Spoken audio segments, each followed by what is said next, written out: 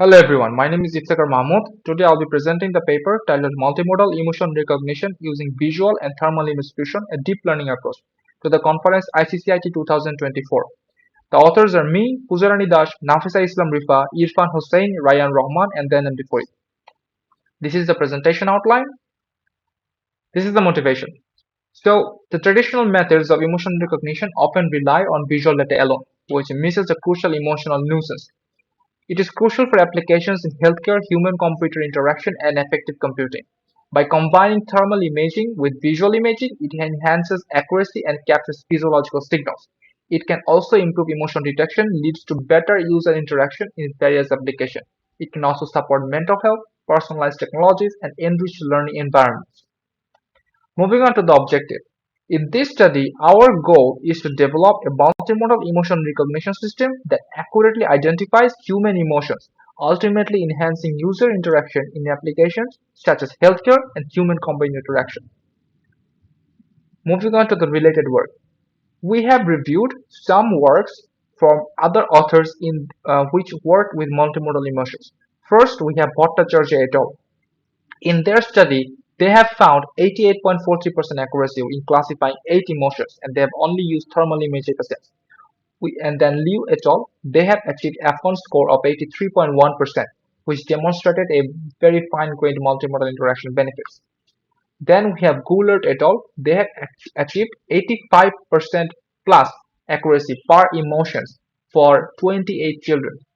Then we have Lee et al. They have achieved 88% accuracy, which emphasized contextual data's importance for robustness, and they have used multimodal datasets. Then we have Jian et al., which have identified significant temperature changes linked to the emotions. They have reported no accuracy. Then we have Ahmed et al. They found deep learning and attention mechanism outperforms SPM and random forest in their study. Moving on to the dataset description. We have used KTFE version 2 datasets, which is a multimodal database with RGB and thermal image. We had 13 individuals, and which 17 males and 13 females from various countries. We had emotions such as happy, sad, angry, disgust, fear, neutral, and surprise. This database was developed by Ho Chi Minh University of Education, published in IEEE Access. In these datasets, we have done data splitting. We had seen datasets and unseen datasets. In the seen datasets, we had training and validation datasets. In the unseen datasets, we had testing datasets. We had RGB for facial expressions and thermal for temperature changes in key facial regions.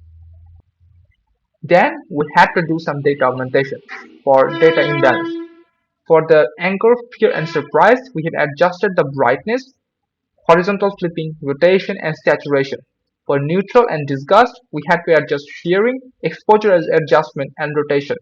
For all classes for thermal images, we had to do horizontal rotation and brightness adjustment.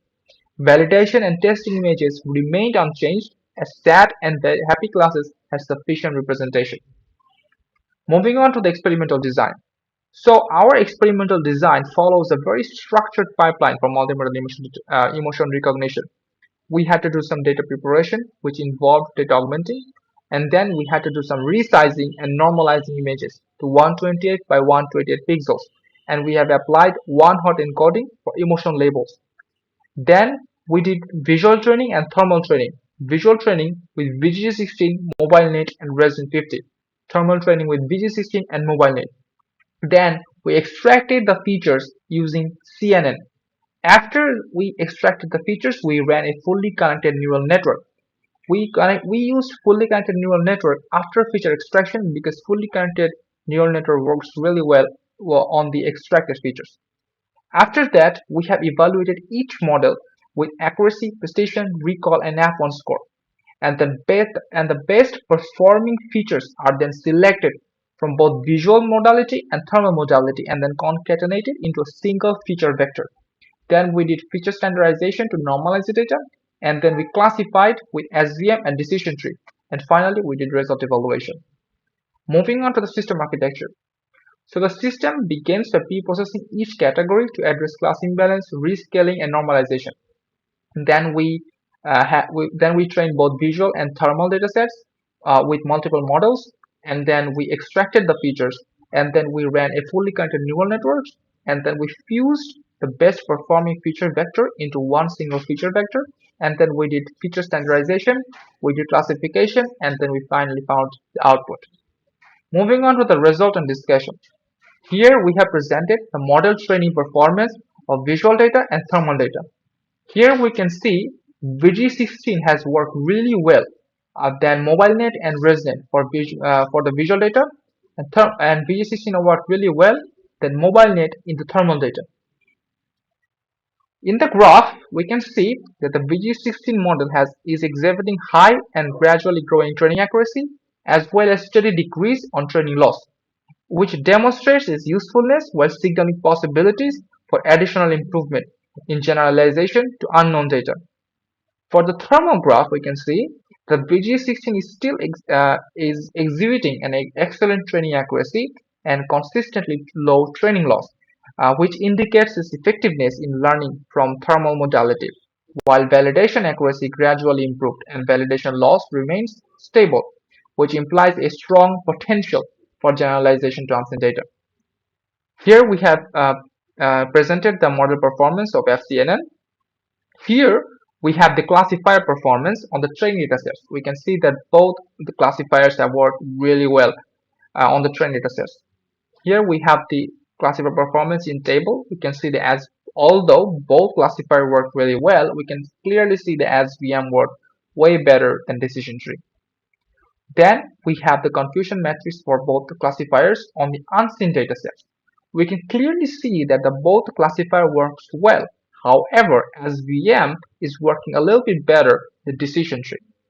In the next slide, we have the comparative analysis of classifier performance in validation data.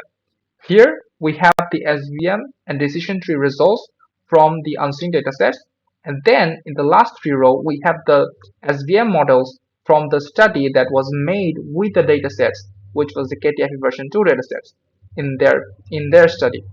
You can see that with our methodology we have achieved better results than their results, and we have achieved better results than their results. In conclusion, this study confirms the effectiveness of multimodal emotion recognition system using two modalities, visual and thermal image, which achieved high accuracy and performance metrics, also demonstrating significant potential for applications in healthcare and human-computer interaction. For future works, we could explore advanced feature fusion techniques. We could expand the datasets to include larger and more diverse population.